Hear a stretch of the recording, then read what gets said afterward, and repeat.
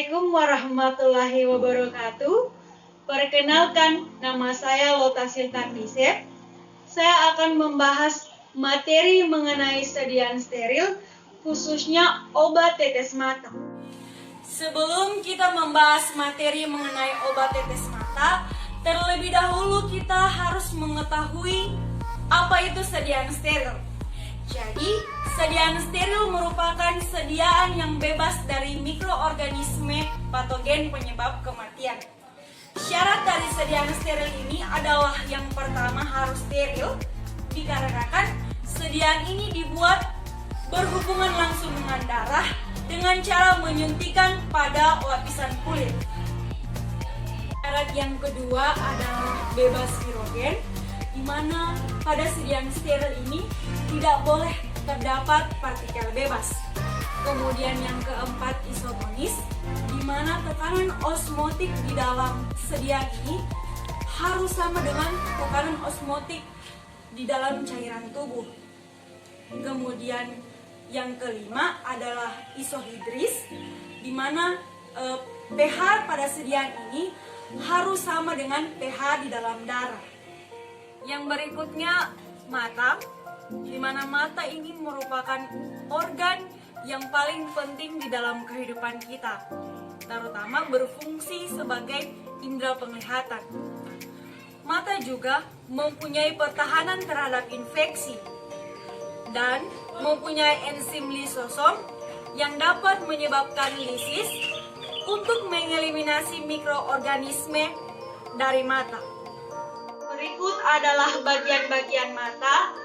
Bagian yang pertama adalah bagian depan mata. Bagian depan mata terdiri dari yang pertama adalah kornea, di mana fungsi kornea adalah untuk memfokuskan cahaya. Kemudian bagian yang kedua adalah iris, di mana fungsi iris adalah mengatur cahaya di dalam mata. Kemudian yang ketiga adalah pupil, di mana pupil mempunyai fungsi untuk mengatur jumlah bayangan yang masuk ke mata atau cahaya yang masuk ke mata. 4. Sklera, di mana sklera mempunyai fungsi sebagai dinding keras yang melindungi jaringan pada mata. Kemudian yang kelima konjungtiva, di mana konjungtiva mempunyai fungsi adalah sebagai lapisan transparan yang melindungi bagian depan mata. Yang berikutnya adalah bagian tengah mata, di mana bagian tengah mata ini terdiri dari lensa mata. Di mana lensa mata mempunyai fungsi untuk menerima cahaya dari pupil serta memfokuskan cahaya.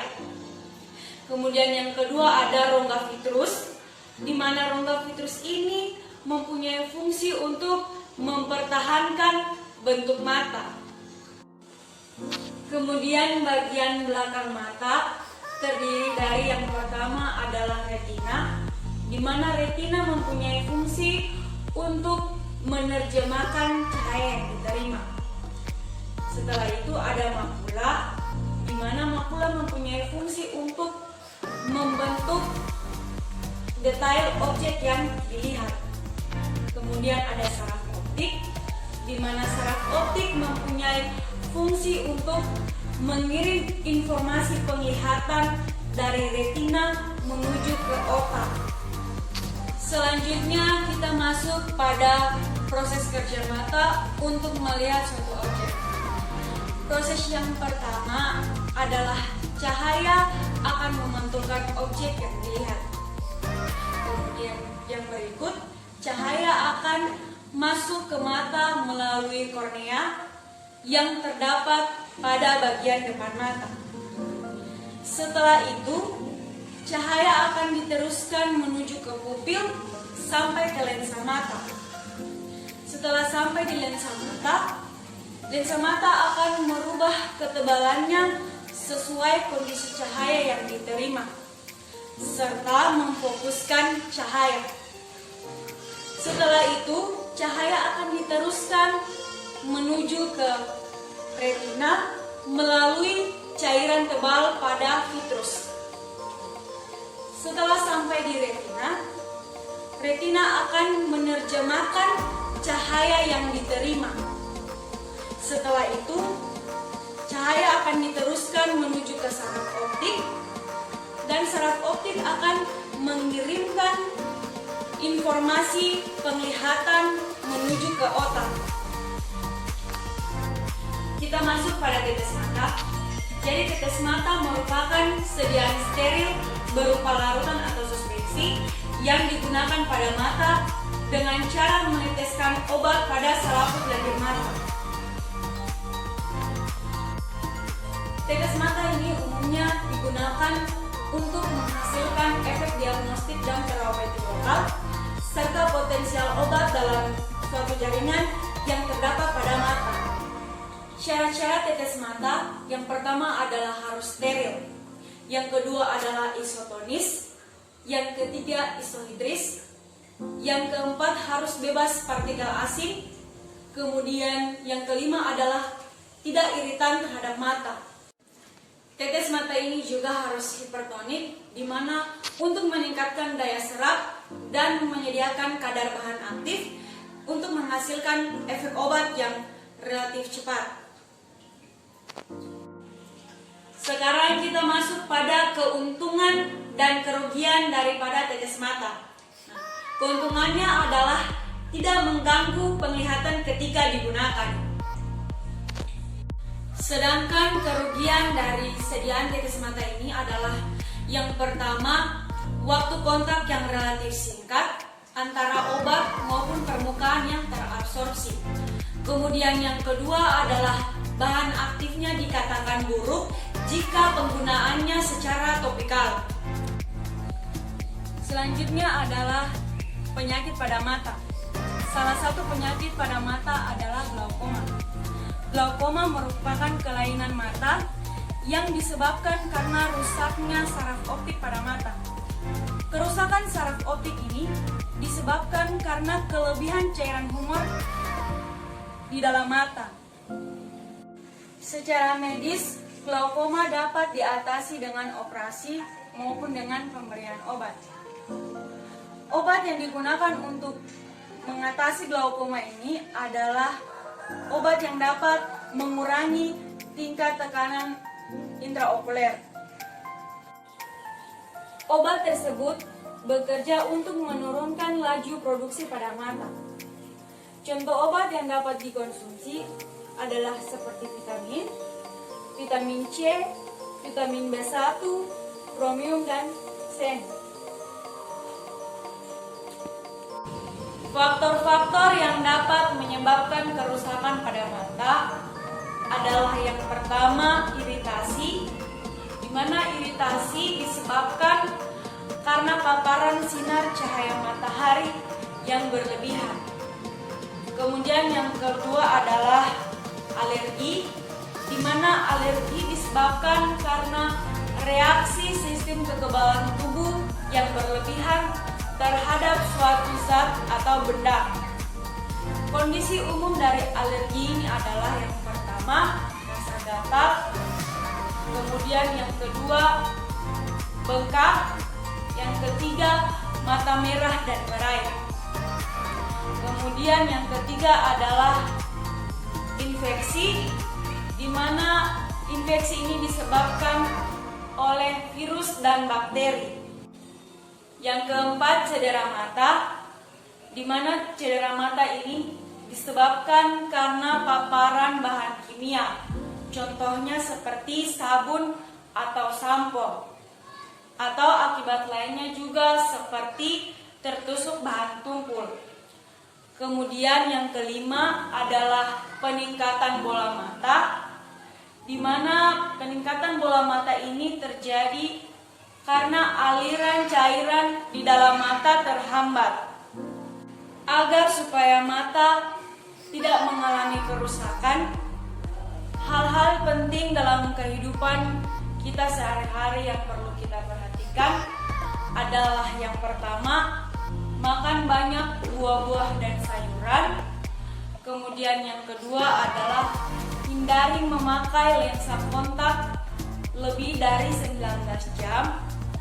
Kemudian yang ketiga adalah hindari duduk terlalu lama di depan komputer. Yang keempat adalah jangan membaca pada cahaya yang redup. Yang kelima, jangan langsung melihat cahaya yang sangat terang. Kemudian yang keenam adalah melatih mata untuk lebih santai. Contoh-contoh dari sediaan obat tetes mata ini adalah yang pertama, obat tetes mata golongan antiseptik dan antiinfeksi.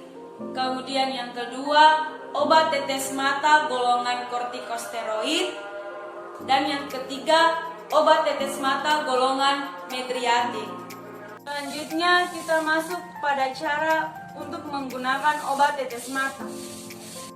Yang pertama, cuci tangan dengan menggunakan air bersih.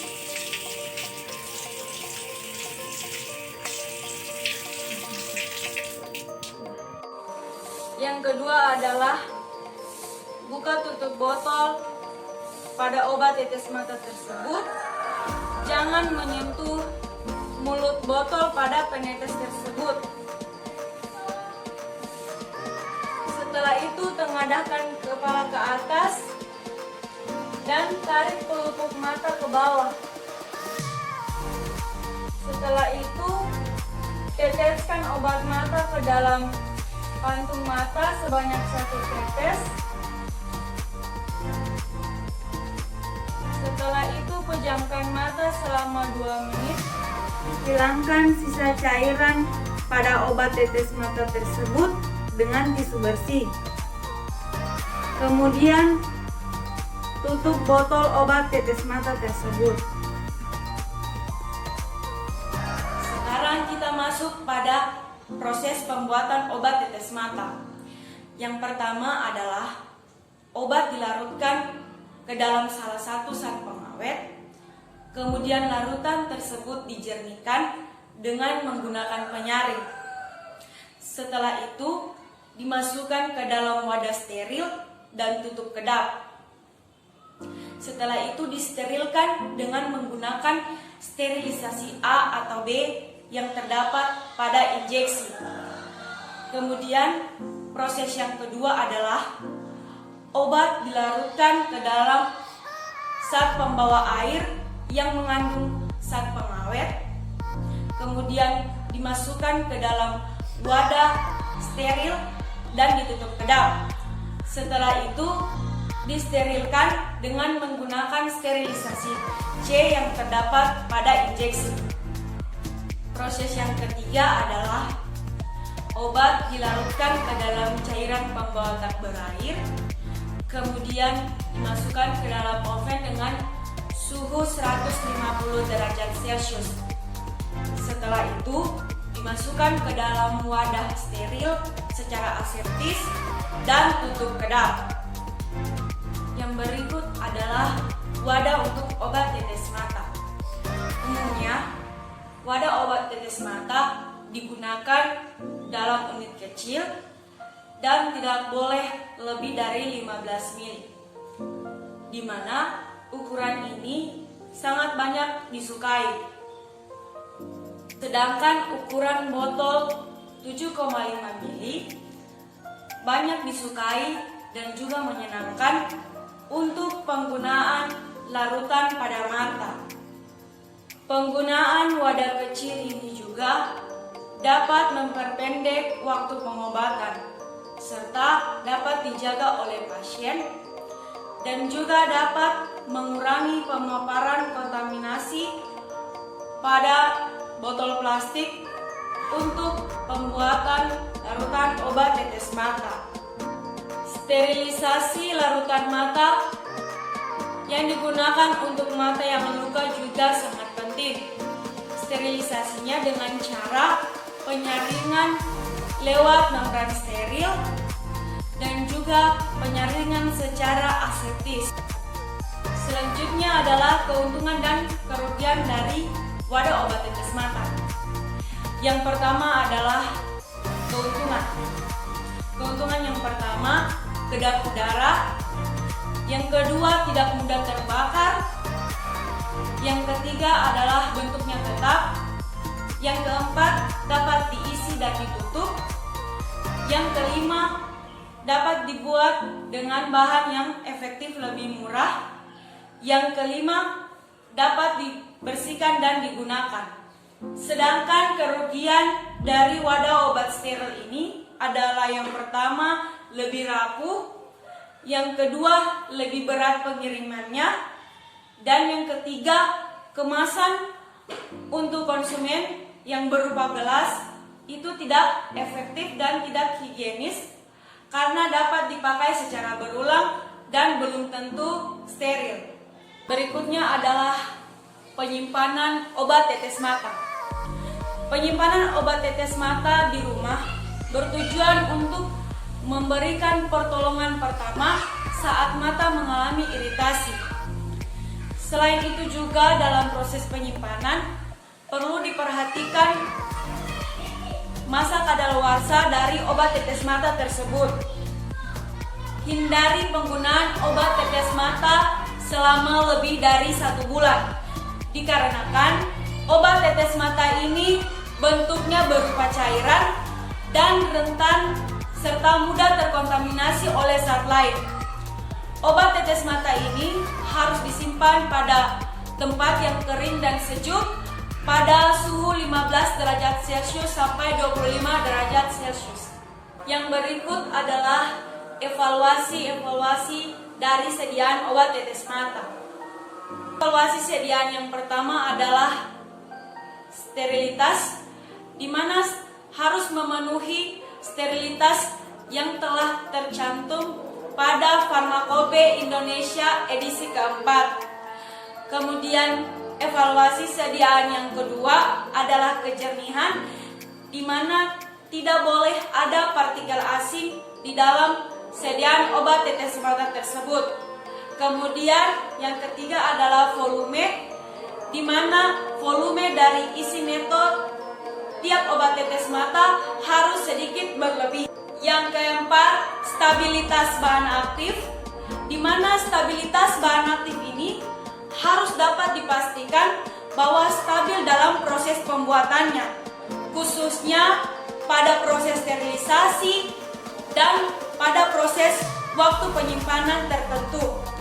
Kemudian yang kelima adalah kecepatan difusi bahan aktif dari sediaan tersebut dan kecepatan difusi bahan aktif setelah pemberian volume tertentu. Sekian materi dari obat tetes mata yang saya bawakan.